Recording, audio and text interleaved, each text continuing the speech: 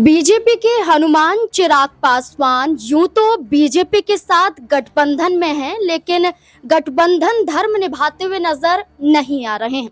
जैसे जैसे बिहार में विधानसभा चुनाव नजदीक आ रहा है और वैसे वैसे चिराग पासवान भारतीय जनता पार्टी को आंखें दिखाना शुरू कर चुके हैं। कभी पटना में रहकर चिराग पासवान बड़े बड़े दावे करते हैं, बड़े ऐलान करते हैं। उनकी ही पार्टी के नेता उन्हें सीएम चेहरा बनाने के लिए लगातार सड़कों पर उतर जाते हैं। लेकिन अब चिराग पासवान का जो शक्ति प्रदर्शन है वो सिर्फ बिहार तक सीमित नहीं है, वो अब दिल्ली तक पहुंच चुका है। और दिल्ली में ना सिर्फ चिराग पासवान डेरा डालकर बैठे हुए हैं, बल्कि चिराग पासवान की पार्टी के कई समर्थक, कई नेता दिल्ली में ही मौजूद हैं।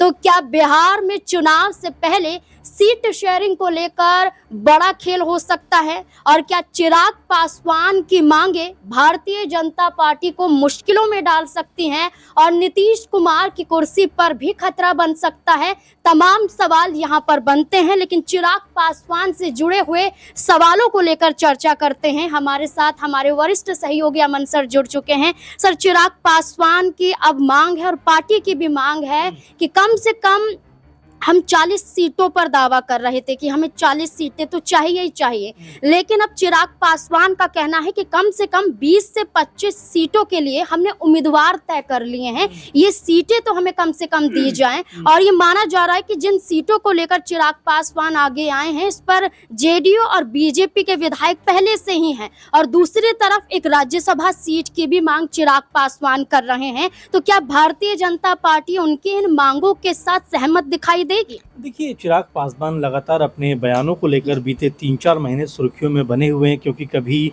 वो कह सकते हैं कि कोई जनसभा संबोधित करते हैं, कभी कोई बयानबाजी करते हैं, कभी वो 40 से 50 सीटें मांगते हुए नजर आते हैं, कभी अपने आप को मुख्यमंत्री के तौर पर देखना चाहते हैं, अपनी पार्टी को लेकर तमाम तरह की बयानबाजियां करते हैं कि मेरे कार्यकर्ता चाहते हैं कि भाई अगर मैं मुख्यमंत्री बनूं या मैं मुख्यमंत्री के पद की तरफ देखूं तो इसमें बुराई क्या है। तो इस तरह की बातें कहते हुए नजर आते हैं। साथ में कहते हैं कि मेरी मिट्टी मुझको बुला रही है, मैं बिहार की राजनीति करना चाहता हूं। इन तमाम बातों के बीच में सबसे बड़ा जो मामला है वो सीट शेयरिंग को लेकर फंस जाता है कि आखिर चिराग पासवान, जिनके 5 लोकसभा सांसद हैं, क्या और कितनी सीटों पर वो चुनाव लड़ना चाहते हैं, कहां से वो चुनाव लड़ना चाहते हैं। आपको याद होगा कुछ दिनों पहले भी चिराग पासवान ने एक बात कही थी कि भाई इक्का दुक्का सीटें, 2-4-5 सीटें भले ही मुझे कम दे दो, लेकिन मुझे वो सीटें चाहिए जो जिताऊ हों, जहां पर मैं मजबूती के साथ में चुनाव लड़ सकूं। तो आप समझ सकते हैं कि चिराग पासवान और उनकी जो पार्टी है बीजेपी के ऊपर दबाव बनाना चाहती है कि भाई कम से कम हमें 25 से 30 सीटें,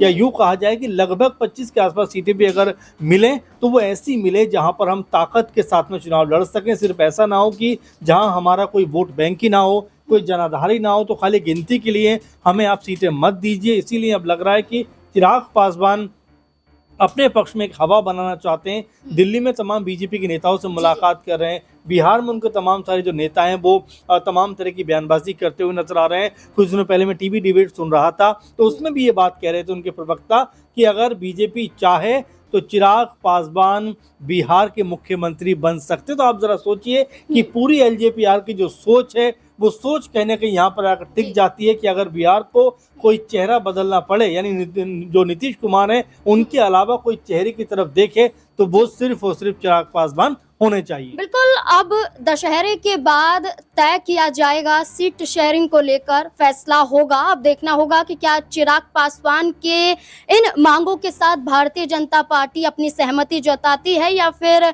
बीजेपी के साथ अपना गठबंधन तोड़कर 2022 की तरह चुनाव, माफ कीजिएगा 2020 की तरह चुनाव लड़ने के लिए अकेले चिराग पासवान उतर जाएंगे। क्या लगता है आपको इस पूरे मुद्दे को लेकर? अपनी राय कमेंट सेक्शन में जरूर दें। धन्यवाद।